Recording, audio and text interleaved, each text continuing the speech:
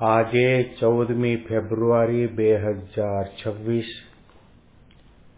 શનિવારના દિવસે આજના ચિંતનમાં તમામ સંતો હરિભક્તોને મારા સાષ્ટાંગ પ્રણામ. જય સ્વામિનારાયણ. આજનું ચિંતન નંદ સંતોના કીર્તનો, મર્મ અને રહસ્ય. અક્ષરના વાસી વાલો આવ્યા અવની પર. અવની પર આવી વાલે સત્સંગ સ્થાપ્યો. હરિજનોને કોલ કલ્યાણનો આપ્યો રાજ. અક્ષરના વાસી વાલો આવ્યા અવની પર. પાંચે વર્તમાન પાળે બાઈઓ ને ભાઈઓ. હરિજન સંગાથે કીધી સાચી સગાઈઓ રાજ. અક્ષરના વાસી વાલો આવ્યા અવની પર. પ્રેમ સખી પ્રેમાનંદ સ્વામીની કલમ દ્વારા લખાયેલું મહારાજના મહિમાનું અને મહારાજે જે સત્સંગની સ્થાપના કરી અને જે સત્સંગના અને સંપ્રદાયની અંદર સંતો હરિભક્તો નિયમ ધર્મયુક્ત જીવન જીવે છે, એના મહિમાનું ગાન કરતું આ પદ સાંભળી રહ્યા છીએ. એના ઉપર આપણે ચિંતન કરી રહ્યા છીએ. દુનિયામાં સંપ્રદાયો ઘણા બધા છે અને તમામ સંપ્રદાયો પોતપોતાની રીતે યોગ્ય છે અને તમામ સંપ્રદાયોની અંદર કંઈક ને કંઈક અંશે સારું તમને જોવા, જાણવા મળે, સાંભળવા મળે. એ તમામ સંપ્રદાયોને આપણે અંતરથી વંદન કરીએ છીએ. પરંતુ ભગવાન સહજાનંદ સ્વામી મહારાજે જે સ્વામિનારાયણ સંપ્રદાયની સ્થાપના કરી, એમાં તલ જેટલો કાળો ડાઘ તમને ક્યાંય જોવા ન મળે. સંતોનું, હરિભક્તોનું, બાઈઓનું, ભાઈઓનું, પાર્ષદોનું, બ્રહ્મચારીનું અણિશુદ્ધ નિષ્કલંક જીવન, સાધુતા સભર જીવન જોવા મળે આપણને. એટલો આ સંપ્રદાય ઉજળો છે અને એ સંપ્રદાયના કોઈ પણ નાના મોટા બાળક, યુવાન, વૃદ્ધ, બાઈ ભાઈના દર્શન કોઈ કરે એને પણ ગુણ આવે, એને પણ મનમાં પ્રતીતિ આવે કે આ વ્યક્તિ જેને ભગવાન તરીકે માને છે અને જે સંપ્રદાયને પોતે અનુસરે છે એ ભગવાન પણ સાચા છે અને સંપ્રદાય પણ સાચો છે. કારણ કે શ્રીજી મહારાજે પોતાના સમયની અંદર આ સત્સંગ અને સંપ્રદાયની સ્થાપના કરતી વેળાએ અરે સંપ્રદાયની સ્થાપના કરતા પહેલા બ્રહ્મચર્ય વ્રતને અતિશય મહત્વ આપ્યું છે. મહારાજને હજી રામાનંદ સ્વામીના દર્શન થયા નથી.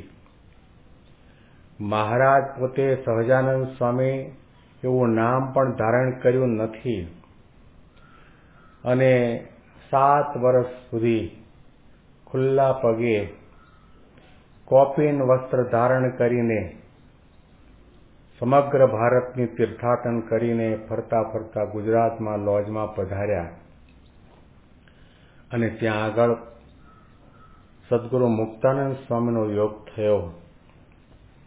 એમને સમાચાર મળ્યા કે રામાનંદ સ્વામી કચ્છ બાજુ વિચરણ કરવા માટે ગયા છે, થોડા સમયમાં પાછા પધારશે, ત્યાર પછી ગુરુ રામાનંદ સ્વામીના દર્શન થશે. એટલો દરમિયાન મુક્તાનંદ સ્વામીની સાથે લોજના આશ્રમમાં રહેવાનું મહારાજે નક્કી કર્યું અને તે વખતે આશ્રમની અંદર દિવાલમાં એક નાનું સરખું 1 by 1 ફૂટનું બાકોરું જોયું અને તરત જ મુક્તાનંદ સ્વામીને બે હાથ જોડીને વિનમ્રતાથી પૂછ્યું, સ્વામીજી, આપણા આશ્રમની દિવાલમાં આ બાકોરું શાના માટે છે? મુક્તાનંદ સ્વામીએ કહ્યું કે બ્રહ્મચારી, આ બાકોરું દેવતાની આપલે કરવા માટે છે. એ સમયની અંદર માચીસની શોધ થઈ નહોતી, લાઇટરની શોધ થઈ નહોતી. એ વખતનો જમાનો એવો પણ હતો કે બે પથ્થર ઘસીને પણ અગ્નિ પ્રગટ કરતા અને અગ્નિને ચૂલાની અંદર દાબીને રાખતા. સ્વામીએ કહ્યું કે બ્રહ્મચારી, અહીંયા આપણા આશ્રમમાં અગ્નિ ઓલાઈ જાય તો આપણે બાજુના ઘરની અંદરથી અગ્નિ માગી લઈએ, એને ત્યાં ઓલાઈ જાય તો આપણે ત્યાંથી માગી લઈએ. એ અગ્નિની આપલે કરવા માટે આ બાકોરું રાખ્યું છે. એક પણ ક્ષણનો વિલંબ કર્યા સિવાય એ સરજુદાસ કહેતા નીલકંઠ વર્ણીએ મુક્તાનંદ સ્વામીને ખૂબ વિનમ્રતાથી મૃદુ ભાષામાં કહ્યું, સ્વામી, આપણને અત્યારે તો આ બાકોરું દિવાલમાં બાકોરું દેખાય છે. સ્વામી, આ દિવાલમાં છિદ્ર નથી, ધર્મમાં છિદ્ર છે. કારણ કે અહીંયા આગળ જેટલા કોઈ સંતો છે બ્રહ્મચારી છે અને બાજુનું ઘર છે ગ્રહસ્થનું છે.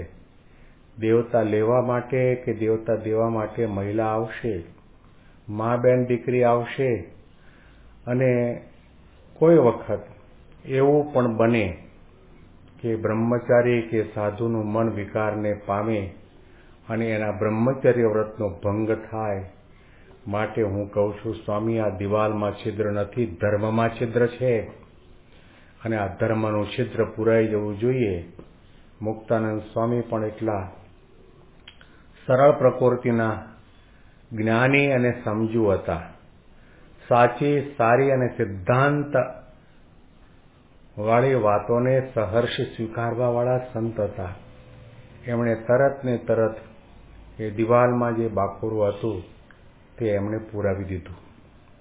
તે સમયમાં મુક્તાનંદ સ્વામી દરરોજ સાંજના સભા કરતા ત્યારે ભાઈઓ ભેગા બેસીને મુક્તાનંદ સ્વામીની કથા વાર્તા સાંભળતા.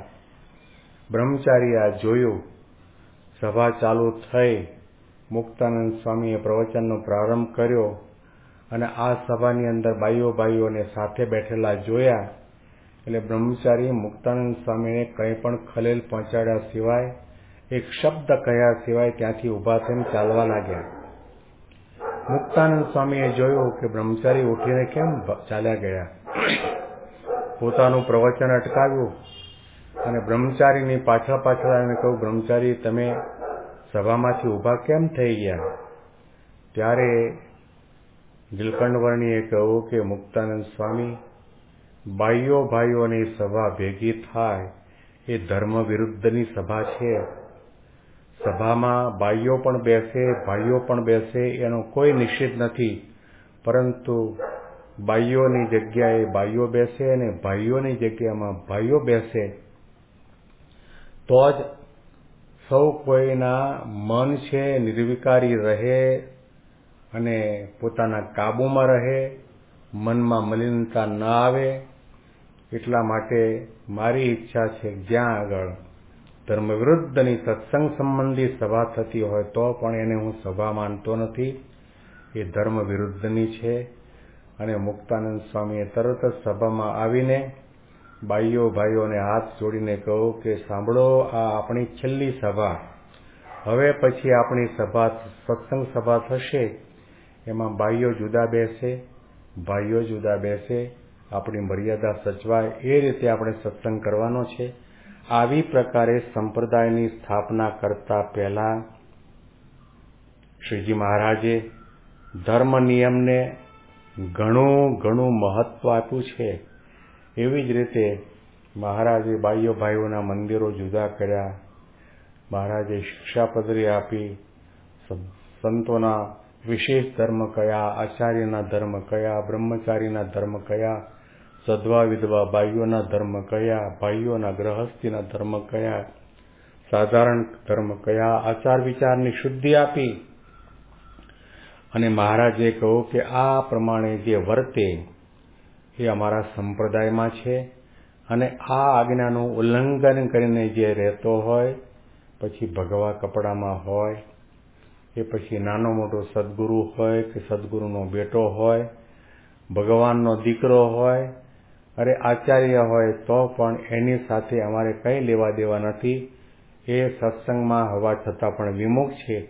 એટલા માટે પ્રેમાનંદ સ્વામીએ ગાયું, પાંચે વર્તમાન પાળે બાઈઓ ને ભાઈઓ, પાંચે વર્તમાન પાળે બાઈઓ ને ભાઈઓ, હરિજન સંગાથે કીધી, હરિજન સંગાથે કીધી, સાચી સગાઈઓ રાજ, અક્ષરના વાસી વાલો આવ્યા અવની પર. આ પંક્તિ ઉપર વિશેષ ચિંતન આપણે આવતીકાલે સાંભળીશું. બેંગ્લોરથી પ્રેમ શાસ્ત્રીનો સાષ્ટાંગ પ્રણામ. જય સ્વામિનારાયણ.